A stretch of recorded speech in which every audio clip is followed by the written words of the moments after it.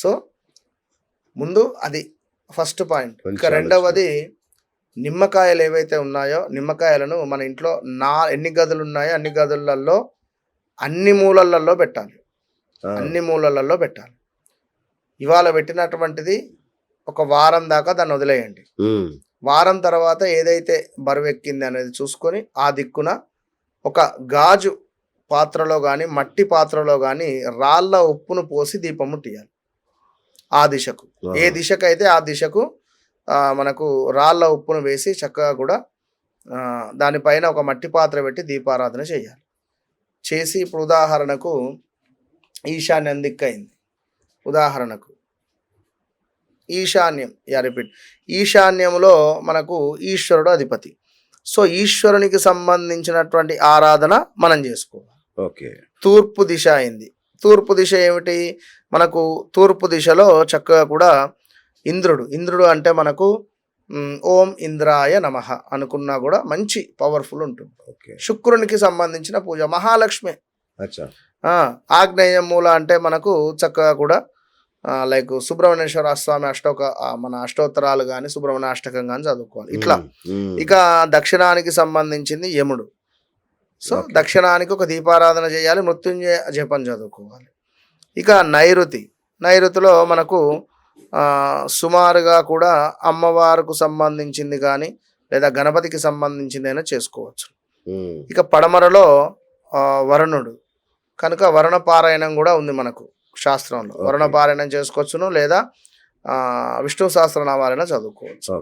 ఇక అదేవిధంగా మనకు ఇంకొకటి పడమరంలో వరుణుడే కాకుండా మనకు వెంకటేశ్వర స్వామి ఆరాధన మంచిదే. శని కవచం చదువుకున్న మంచిదే. శనేశ్వరుంది.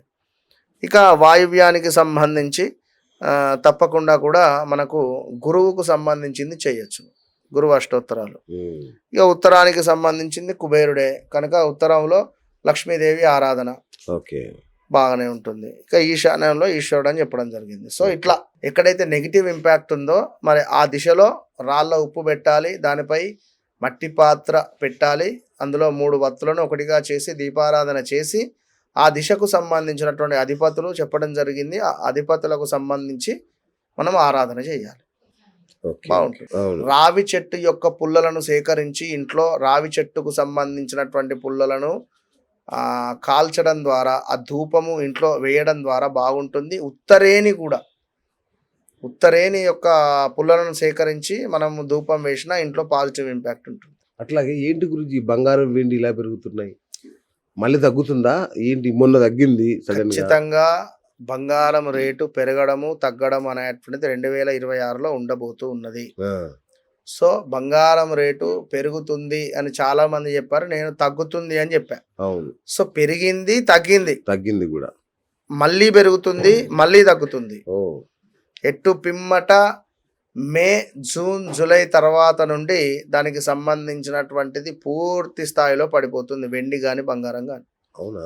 అప్పటి వరకు వెయిట్ చేయండి. ఇలాంటి తొందరపడి ఇన్వెస్ట్మెంట్ చేయకండి. వెండి అయితే 1 lakh తగ్గిపోయింది చూస్తుండగా. బంగారం ఉంది కానీ కొనేటోళ్ళు తక్కువ అయిపోయారు. అంతే వాళ్ళు చెప్తున్నారు మన కనుక అట్లనే పసిడి రేటు తక్కువ అయ్యే పరిస్థితి ఉంది. అది ఢామ్ అని పడిపోతుంది అంతే. ఓకే. సో అప్పటిదాకా ఆగాలి, ఆగండి తొందర. సో ఇక లక్ష్మీదేవి ప్రతి ఒక్కరి ఇంట్లో స్థిర నివాసం ఏర్పరచుకోవాలన్నదే అందరి కోరిక. కానీ లక్ష్మీదేవి చంచలంగా తిరుగుతూనే ఉంటుంది. ఎట్లా దానికి అమ్మవారు చంచలంగా తిరుగుతూ ఉంటుంది అనేటువంటి సందర్భాలలో ఏమిటి అంటే ఇక్కడ మనకు ఒకానొక సందర్భంలో అమ్మవారు భూలోకానికి వస్తుందట. భూలోకానికి వచ్చినటువంటి సందర్భంలో గోవులను చూసి మురిసిపోయి గోమాత వద్దకు వెళ్తుందట. మిమ్మల్ని చూస్తే నాకు ఎంతో ముచ్చటేస్తుంది, నేను మీలో కొలువు తీరుతా అంటే గోమాతలుండి నువ్వు తల్లి చంచలమైన మనస్తత్వం ఇది, నువ్వు సరిగా ఉండవు అని చెప్పి అంటుందట. అన్నప్పుడు మోక్షాన్ని ఇచ్చి మనకు ఆవు యొక్క భాగము అంటే వెనకాల నీకు స్థానం ఇస్తాము ఒకటి. రెండవది మేము నడిచే ఆ గోధూళి ఉంటుంది, గోధూళిలో కూడా అమ్మవారి యొక్క అనుగ్రహం ఉంటుంది. గోవు నడిచినటువంటి ప్రదేశంలో ఆ యొక్క మట్టిని తీసి బొట్టు పెట్టుకున్నా కూడా మనకు అమ్మవారి అనుగ్రహం ఉంటుంది అనేటువంటిది చెప్పడం జరిగింది. కనుక లక్ష్మీదేవి స్థిర నివాసం ఉండాలి అని అనుకుంటే ముందు మనము ప్యూర్ హార్ట్గా, అదేవిధంగా పర్ఫెక్ట్గా ఉండాలి. పర్ఫెక్ట్గా అంటే ధర్మో రక్షిత రక్షిత, ధర్మంగా మనం ఉండాలి అంతే. అయితే లవంగాలు, పచ్చకర్పూరము, సువాసన అంటే అమ్మవారికి ఎంతో ఇష్టం. సువాసన కలిగినటువంటి ప్రదేశంలో అమ్మవారు కొలువు తీరుతుంది. కనుక లవంగాలు, అదేవిధంగా పచ్చకర్పూరము, ఈ రెండింటిని మిక్స్ చేసి ఒక క్లాత్లో, ఇప్పుడు మీరు వేసుకున్నారు గులాబీ రంగు, అలాంటి రంగులో ఉండేటువంటి ఒక 1 మీటర్ క్లాత్ తీసుకొని అందులో చక్కగా కూడా 8 లవంగాలు, కొంత పచ్చకర్పూరం వేసి ఒక మూటలాగా కట్టాలి. కట్టి దీనిని మీరు మీ ఇష్టదైవం వద్ద కానీ లేదా అమ్మవారి వద్దనన్నా పెట్టి లక్ష్మీ అష్టోత్తరాలను చదువుకోవాలి.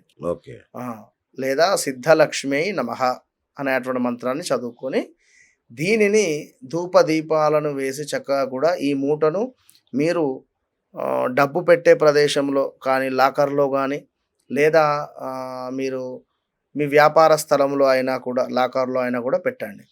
లేదు అని అనుకుంటే మనకు ఇంట్లో ఆగ్నేయం మూలన పెట్టినా కూడా, పైన ఒక మేకులాగా కొట్టి దాన్ని పెట్టినా కూడా అద్భుతమైనటువంటి ఫలితాలు మనకు కనబడతాయి. మరి రుణ విమోచనం ఎట్లా గురుగారు? చాలా మంది ఈఎంఐలు కట్టడానికి సతమతం అయిపోతుంటారు. ఈ రుణ విమోచనం బాధలు తొలగాలంటే ఏమన్నా స్తోత్రము ఏదైనా చెప్తారా? తప్పకుండా.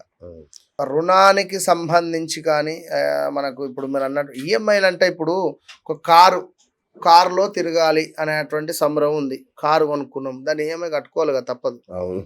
కట్టాలి. అంటే అనుకోని అవాంతరాలు వస్తాయి. నేను ఏమంటే, ఇప్పుడు మనకు ఏదైతే స్తోమత ఉన్నదో మనం అదే చేసుకోవాలి. ఇప్పుడు ఇల్లు, మీ దగ్గర ఒక 50 లక్షలు ఉంటే నువ్వు 80 లక్షల ఇంటికే పోవాలి.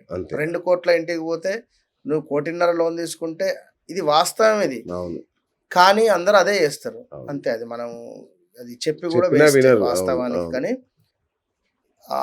శంకరునికి సంబంధించి సాక్షాత్తు 64 రూపాలలో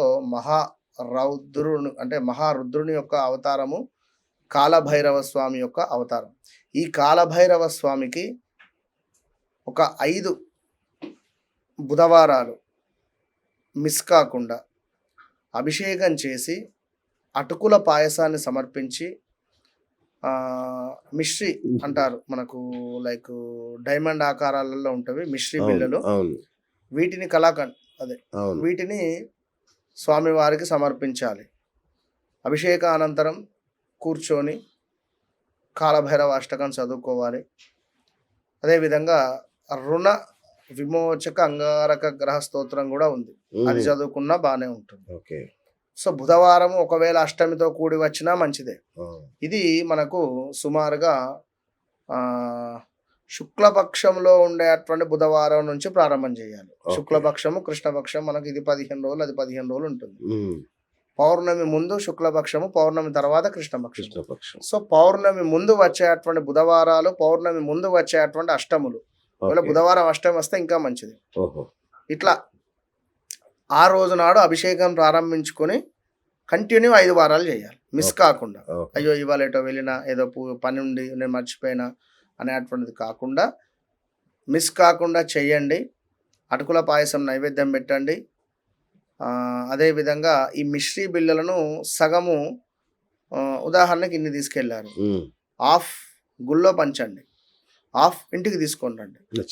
తీసుకొని వచ్చి ఇంట్లో నలుగురికి, మీ ఇంట్లో ఉండేటువంటి కుటుంబ సభ్యులకు ఇవ్వండి. కలాకండ్, చక్కెర బిల్లు ఇలా ఇవ్వడం ద్వారా ఖచ్చితంగా 5 వారాలు పూర్తయ్యేసరికి కానీ ఇంత లోపే తప్పకుండా మనకు రిజల్ట్ అనేటువంటిది కనబడుతుంది.